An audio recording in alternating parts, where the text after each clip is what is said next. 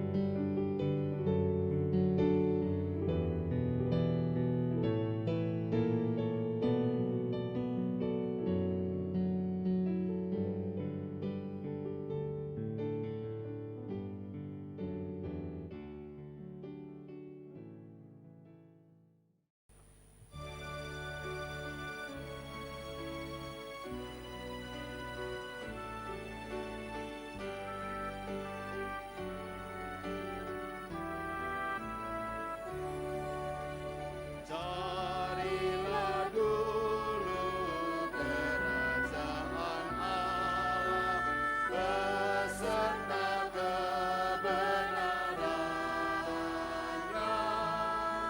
maka semua ditambah padamu. Haleluya, haleluya. Mintalah Tuhan pasti memberi, carilah kau pasti dapat, pintu dibukanya bila kau ketuk.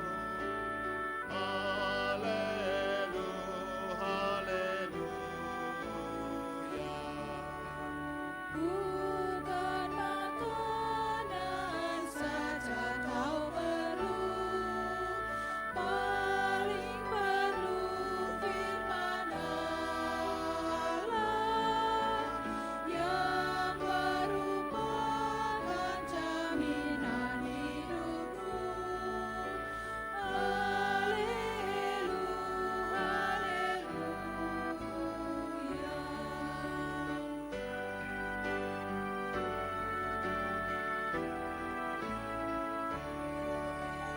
Jika berkumpul dalam namaku, dua atau tiga orang, di situ aku berada di tengah. Haleluya, haleluya. Bapak Ibu Saudara-saudara, mari kita mohon pimpinan Tuhan di dalam doa sebelum kita membacakan dan merenungkan firman Tuhan. Kita berdoa. Engkau adalah Allah kami yang sangat mengasihi kami. Kami terus belajar untuk mengasihi-Mu Tuhan di dalam setiap perjalanan hidup kami, di dalam suka dan duka. Namun satu hal yang kami percaya, Tuhan selalu bersama dengan kami, memegang kami dan menuntun kami. Kiranya tuntunan Tuhan kembali boleh mengingatkan kepada kami melalui pembacaan firman dan perenungan pada malam hari ini, supaya kami semakin disegarkan, bahkan diteguhkan iman percaya kami. Di dalam pimpinan Tuhan, kiranya kami boleh memiliki hikmat dari Tuhan juga, supaya firman Tuhan sungguh-sungguh boleh memberikan kekuatan. Di dalam nama Tuhan Yesus Kristus kami berdoa. Amin.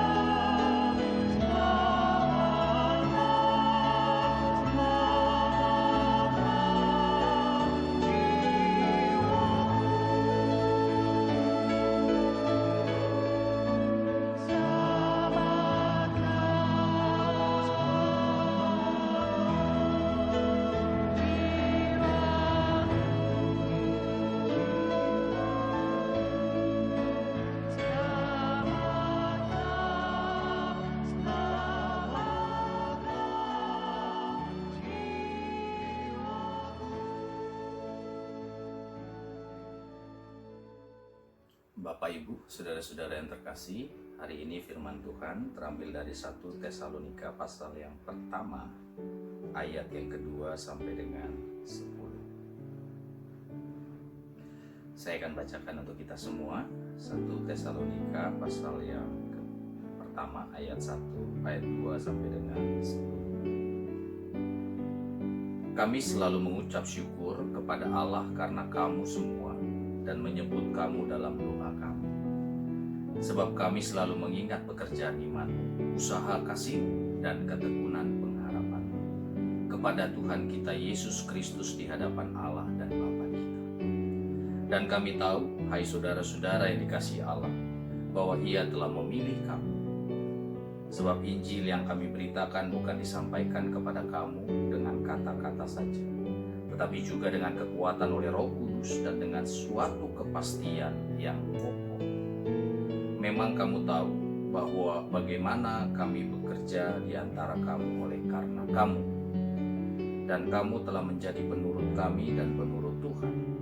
Dalam penindasan yang berat kamu telah menerima firman itu dengan sukacita yang dikerjakan oleh Roh Kudus, sehingga kamu telah menjadi teladan untuk semua orang yang percaya di wilayah Makedonia dan Akhaya.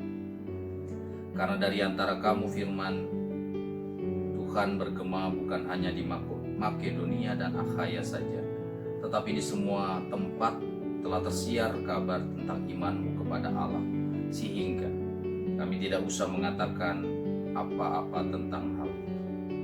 Sebab mereka sendiri bercerita tentang kami, bagaimana kamu sambut dan bagaimana kamu berbalik dari berhala-berhala kepada Allah untuk melayani Allah yang hidup dan yang benar, dan untuk menantikan kedatangan anaknya dari surga yang telah dibangkitkannya dari antara orang mati, yaitu Yesus yang menyelamatkan kita dari murka yang akan datang.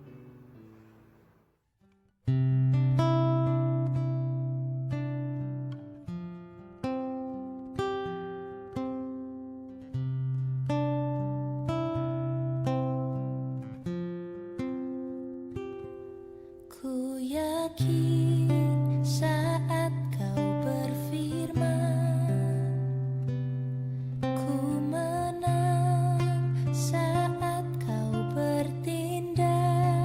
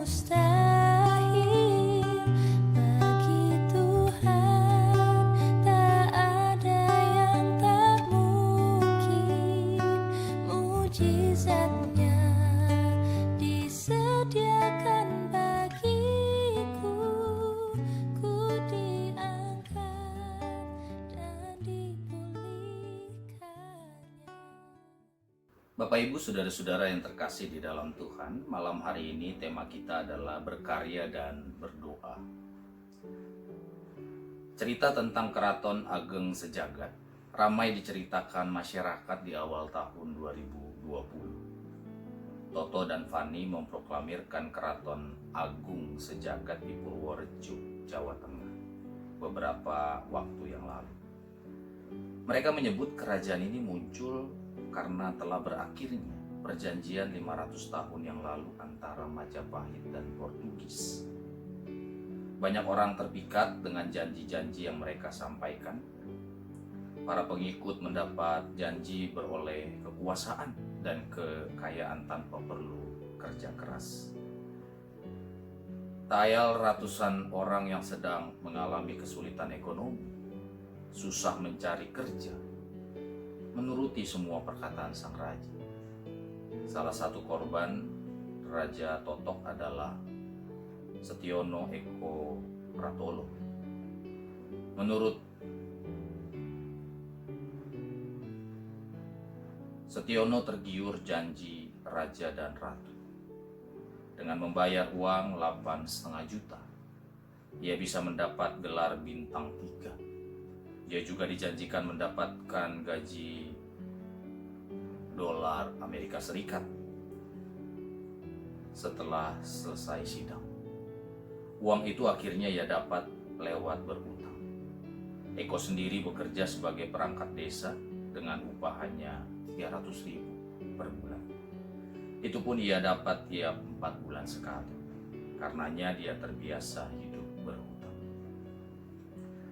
Fenomena Keraton Agung Sejagat hanyalah salah satu dari berbagai fenomena serupa di Indonesia. Mahatma Gandhi menuturkan bahwa perilaku seperti itu adalah bagian dari dosa sosial, perusak kehidupan manusia. Ia menyebut ada 7 dosa sosial yang bisa menghancurkan hidup manusia. Kekayaan tanpa kerja, kenikmatan tanpa hati nurani, pengetahuan tanpa karakter, bisnis tanpa moralitas, ilmu pengetahuan tanpa kemanusiaan, agama tanpa pengorbanan, dan politik tanpa prinsip. Agar tidak terjebak dalam dosa-dosa seperti yang disampaikan Gandhi, adalah baik kalau kita memperhatikan yang dikatakan oleh Stephen Covey. Ia menuturkan bahwa dalam kehidupan sehari-hari kita perlu menemukan makna hidup supaya kita dapat memperoleh nilai-nilai apa yang penting, bermanfaat, dan membangun kehidupan. Bapak Ibu Saudara-saudara, hari ini kita diajak untuk merenung terkait dengan pekerjaan yang dijalani setiap hari. Pemaknaan apa yang ada di sana? Rasul Paulus mengajak kita menghayati bagaimana memaknai karya dalam pimpinan Roh Kudus. Pada jemaat Tesalonika, Rasul Paulus menyampaikan bahwa kemampuannya berkarya, memberitakan Injil, dan menghasilkan buah dari karyanya adalah karena kekuatan dari Roh Kudus. Ia menghayati bahwa Roh Kudus mengokohkan hidupnya. Hidup yang kokoh membuat Rasul Paulus berjuang dengan sekuat tenaga, pantang menyerah, dan senantiasa merasakan sukacita dalam berkarya. Pada 1 Tesalonika 4 ayat yang ke-6, Rasul Paulus memberikan kesaksian pula bahwa selain dirinya yang dikokohkan Roh Kudus, jemaat yang dilayaninya juga demikian. Dalam penindasan berat yang dialami jemaat Tesalonika, mereka tetap bersukacita. Mereka menjadi teladan bagi jemaat-jemaat lain dalam mengupayakan kehidupan yang penuh makna dalam Kristus. Terkait dengan etos hidup orang percaya, Martin Luther memperkenalkan doktrin imamat orang percaya dan karya nyata. Pada intinya, doktrin ini meyakinkan umat bahwa dunia adalah biara yang luas, dan karena itu kehidupan di dalam dunia harus dikerjakan secara etis, penuh spirit Kristus dan manajemen hidup yang baik. Inilah etos Kristen yang menjadikan moto Ora et Labora. Berdoa yang benar adalah bekerja dengan tanggung jawab yang sepenuhnya. Dan sebaliknya, pekerjaan kita adalah doa kita, ibadah kita kepada Tuhan. Etos kerja unggul ini dijalankan dengan semangat iman dan cinta kepada Tuhan yang menyertai umat dengan Roh Kudus-Nya. Dan kita sudah melihat tadi bagaimana pengaruh Raja Keraton Ageng Sejagat dan Martin Luther tentang etos hidup dan kerja. Mana yang perlu diikuti? Melalui teladan Martin Luther yang bersumber dari firman Allah, kita belajar membuka diri agar dapat merasakan pimpinan Roh Kudus dalam bekerja sehari-hari. Tuhan Yesus memberkati. Amin. Kita masuk saat hening sejenak.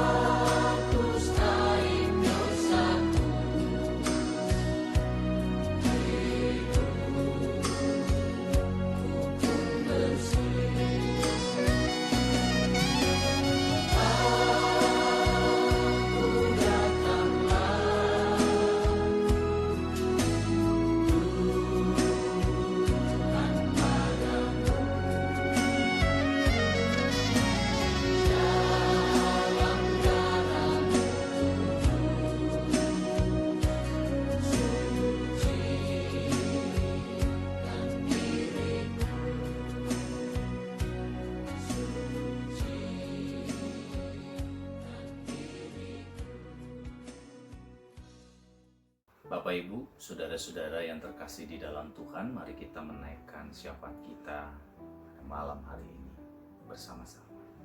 Mari kita berdoa. Kami sungguh mengucap syukur Bapa untuk setiap perkara yang terjadi di dalam kehidupan kami. Sekalipun kami tetap masih merasakan kondisi yang sama dari hari ke hari oleh karena pergumulan tentang COVID-19 yang belum selesai. Tetapi itu tidak menghilangkan percaya kami yang sepenuhnya kepada Kristus. bahwa Engkau tidak meninggalkan kami. Oleh karena itu Tuhan, kiranya Tuhan mau mendengarkan setiap doa-doa kami yang kami naikkan di dalam kesehatian di tengah-tengah kediaman kami.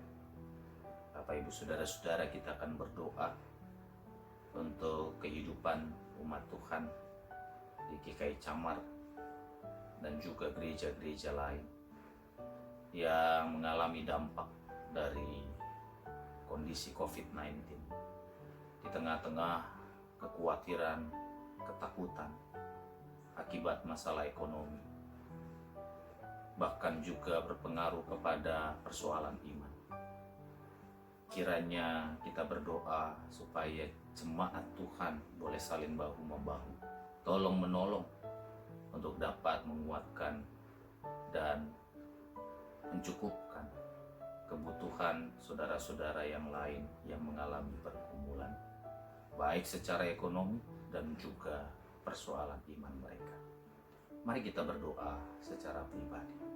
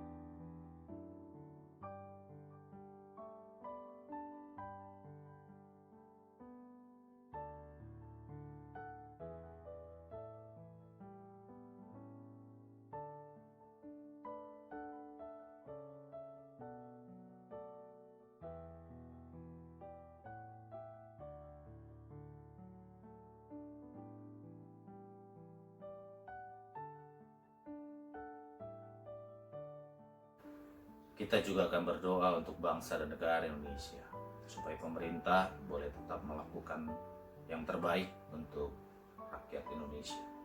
Dan kita sebagai rakyat Indonesia juga mampu patuh dan juga bekerja sama satu sama lain untuk dapat mewujudkan pencegahan penyebaran COVID-19. Mari kita berdoa secara pribadi.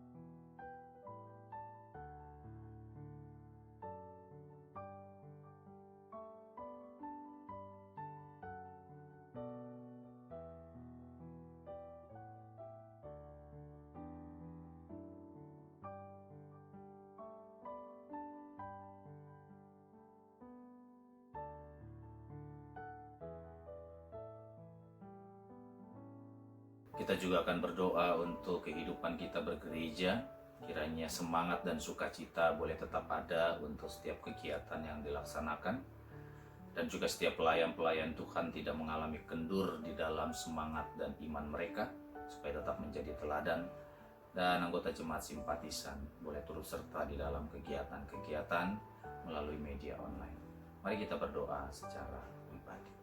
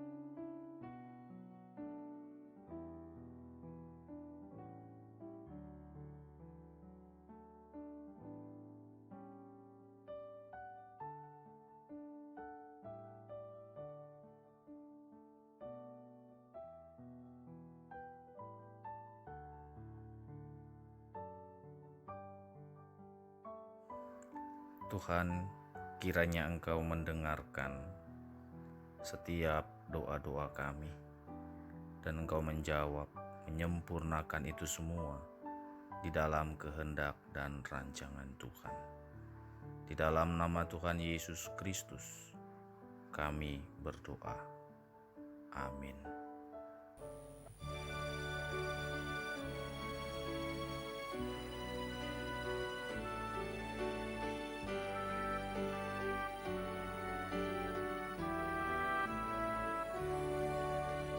Carilah dulu kerajaan Allah beserta kebenarannya, maka semua ditambah padamu. Haleluya, haleluya.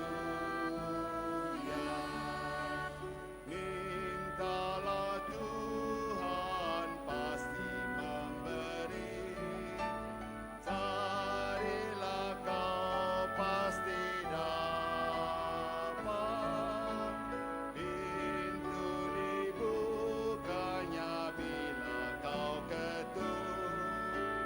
Haleluya, haleluya. Bukan makanan saja kau perlu, paling perlu firman Allah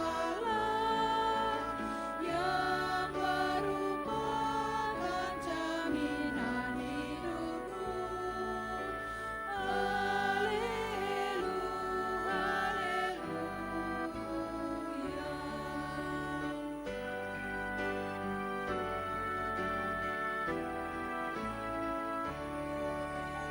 Jika berkumpul dalam namaku, dua atau tiga orang, di situ aku berada di tengah.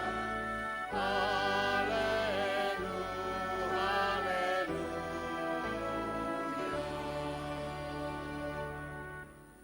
Bapak, Ibu, saudara-saudara yang terkasih di dalam Tuhan, terima kasih untuk peran serta di tengah kediaman kita masing-masing untuk dapat beribadah di dalam kesehatian.